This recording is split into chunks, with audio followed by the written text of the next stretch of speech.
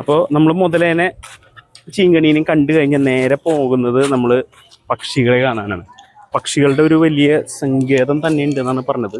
അപ്പോൾ ഇവിടെ നമുക്ക് ദിശാ ബോർഡുകളെ പോലെ തന്നെ പറഞ്ഞു തരാൻ സംഭവങ്ങൾ പറഞ്ഞു തരാൻ ആൾക്കാരുണ്ട്. ശ്രീദേവി അവളുടെ യാത്ര തുടർന്നുണ്ട്. ശ്രീലക്ഷ്മി വളരെ മൂടിയാണ്. എന്താ കാരണം എന്ന് വെച്ച് കഴിഞ്ഞാൽ അവള് പ്രതീക്ഷിച്ച പോലെ എല്ലാ കാലാവസ്ഥ ഭയങ്കര മോശമാണ്, ചൂടൊക്കെ ഉള്ള കാരണം അല്ലേ. പക്ഷെ ആ നല്ല അടിപൊളി സീനറികളാണ് കേട്ടോ ചുറ്റും. അതെ, കാണാൻ നല്ല അടിപൊളി സീനറികളാണ്. അത് മാത്രല്ല ഒരുപാട് ചെടികൾ വെച്ച് പിടിപ്പിച്ചിട്ടുണ്ട്. അത് പക്ഷെ ഇത് മലയുടെ മുകളിലായ കാരണം ഇത്ര ചൂട് നമുക്ക് കൂടുതൽ അനുഭവപ്പെടുന്നു. അതാ നമ്മൾ ചെന്നെത്തുന്നത് മയിലിന്റെ അടുത്തേക്കാണ്. അടിപൊളി മയിലിന്റെ അടുത്തേക്കാണ്. വളരെ മനോഹരമായ ഒരു കാഴ്ചയാണ് നമുക്ക് കാണാൻ പോകുന്നത്. അപ്പോ നമ്മള് മയിലിന്റെ അടുത്താണ്. ഒരു ആൺമയിലും പെൺമയിലും ഉണ്ട്.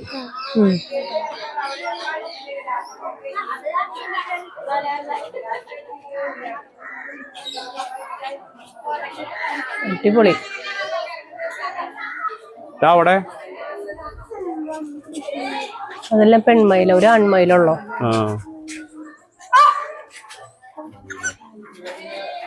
പീലി വിടർത്തി ആടുകയാണോ? ഏയ് അതില്ല, അത് പ്രതീക്ഷിക്കില്ല. ഒരു മഴക്കാര് കാണുമ്പോ ചെലപ്പോ പറയാൻ പറ്റില്ലല്ലോ.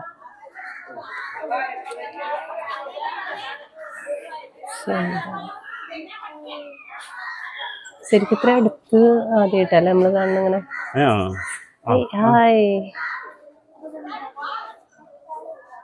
മനോഹരമായ കാഴ്ച. അതെ അതെ.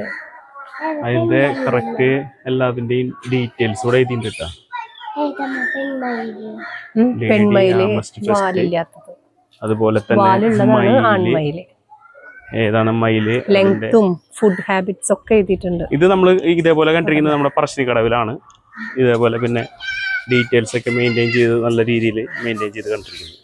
മയിലിനെ കണ്ടിട്ട് നമ്മൾ ചെന്നെത്തിയത് മലയണ്ണാന്റെ അടുത്താണ്. മലയണ്ണ ഉണ്ട്, അതുപോലെ വെള്ളച്ചൂണ്ടൻ ടമാറി ഉണ്ട്. ആണ് എന്താ ഓടിക്കളിക്കുന്നുണ്ട്.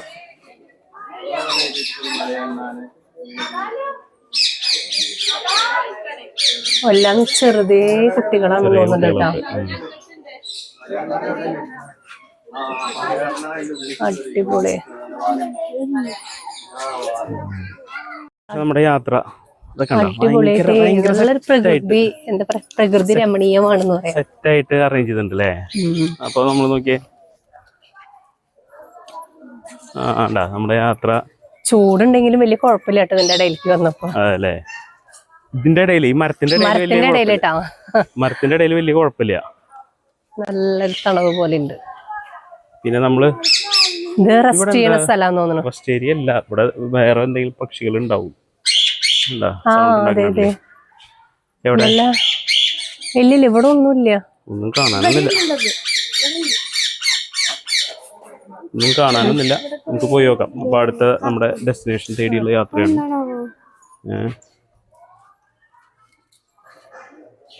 വേറെ ഒന്നുമില്ല അല്ലേ.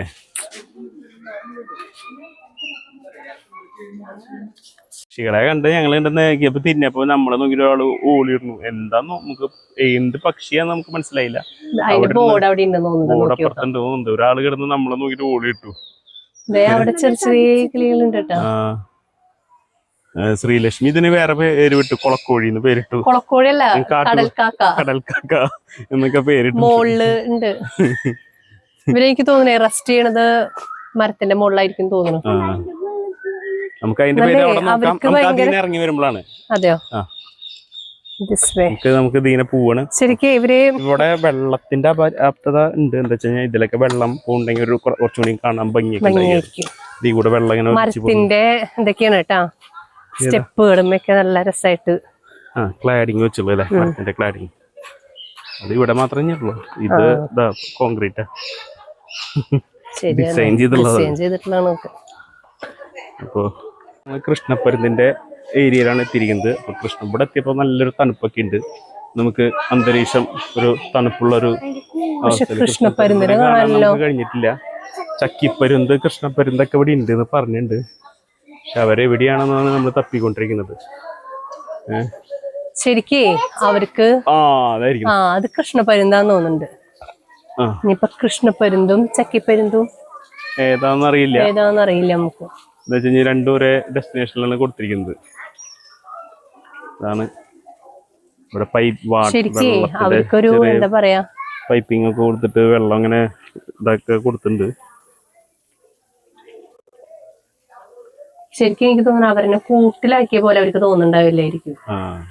അവര് ശരിക്ക് ജീവിക്കണ പോലെ തന്നെയാ. നോക്കാം. അപ്പൊ അടുത്ത ഏരിയയിലേക്ക് പോവാം. കൃഷ്ണപ്പരുന്തിയും ചക്കിപ്പരുന്തിനെയൊക്കെ കണ്ടിട്ട് നമ്മൾ എത്തിയിരിക്കുന്നത് ഫെസന്റിന്റെ അടുത്താണ്. Silver pheasant. സിൽവർ ഫെസന്റ് ആണ്. സിൽവർ ഫെസന്റ് ഇവിടെയാണ് നിക്കണേ, ഞാൻ കണ്ടുട്ടാ. അതെ, സിൽവർ ഫെസന്റ് ഇതായിരിക്കുന്നു. ക്യാമറയിലേക്ക് നോക്ക്. ഇതാണ് സിൽവർ ഫെസന്റ്. അത് ശരി. അതിന്റെ തല കാണുമ്പോ നമ്മുടെ ചാത്തൻകോഴിയുടെ തലപോലെയുണ്ട്. പക്ഷെ സിൽവർ ഫെസന്റ് ശരിക്കും സിൽവർ പോലെ.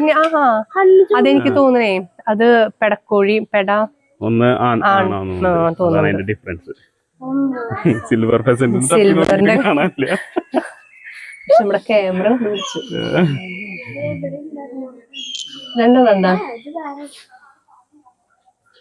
ഓക്കെ, അപ്പൊ സിൽവർ ഫെസന്റിനെ കണ്ടു നമ്മൾ യാത്ര ചെയ്യും. ഫെസന്റിനെ കണ്ടു നമ്മൾ വെൺപകത്തിന്റെ അടുത്തെത്തി. വെൺപകം എവിടെയാന്ന് വെച്ച് കഴിഞ്ഞാൽ ഞെട്ടി നോക്കിയിരിക്കുകയാണ്. പക്ഷെ വെൺപകം അവിടെ ഒളിച്ചിരിക്കുകയാണ്. അതിനെ കാണാനില്ല, മരങ്ങൾക്കിടയിലായിരുന്നു. പക്ഷെ നല്ല ലുക്ക് ഉണ്ട് കേട്ടോ, നല്ല വലിപ്പുണ്ട്. ഇതാണ് വെൺപകം. 100 സെന്റിമീറ്റർ തൊട്ട് 125 സെന്റിമീറ്റർ വരെ ഇവർക്ക് ഹൈറ്റ് ഉണ്ടാവും. ഇതാണ് ഇപ്പൊ വെൺപകം. വെൺപകത്തിന്റെ ഇതെന്താ രീതിയിൽ നമ്മള് സ്പെക്ക് എന്താ ചെയ്യില്ല.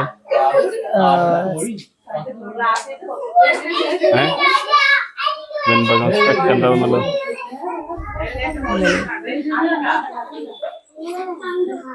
വെൺപകത്തിനെ കണ്ടു. ഇനി അടുത്ത് ഡെസ്റ്റിനേഷനിലേക്ക് പോവാം.